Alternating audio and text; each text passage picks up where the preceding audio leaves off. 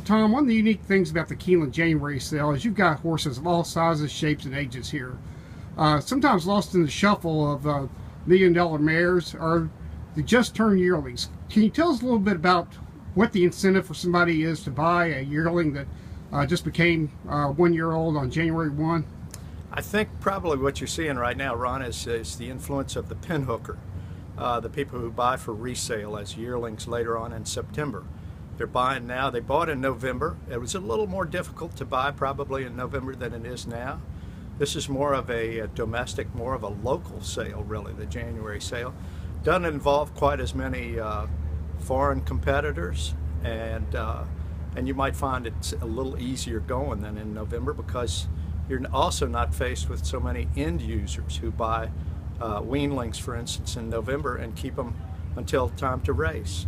And certainly those November weanlings are now the yearlings we're talking about. Do you know overall how some of these people have done in years past with some of their January yearlings? Oh yeah, it's for the last probably since the downturn in 2008, pinhooking and reselling babies to yearlings has been very successful, and it's a short-term, quick, rapid gain. So that market's held up very well. And then when things started getting better, of course, the end result, the yearling sold for a good deal more money. So last year and this year, being 2013, 2014, and now 2015, we're seeing an upturn in the weanling and short yearling prices because the yearling prices in September have seen such an increase. And certainly earlier today we had a just turned yearling bring 800,000. Of course, she was royally bred,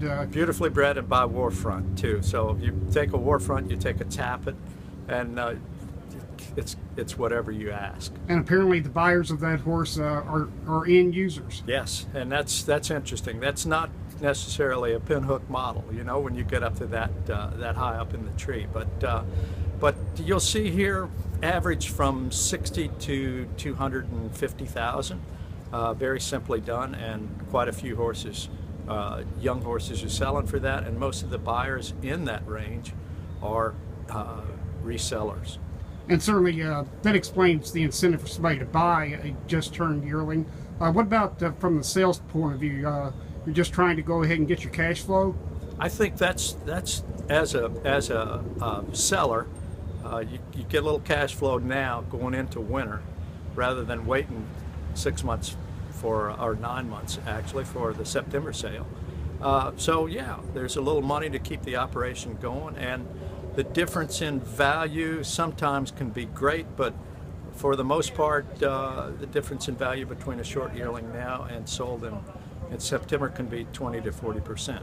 So you're not leaving a lot of money on the table, and you've got money to work with to get you through the winter.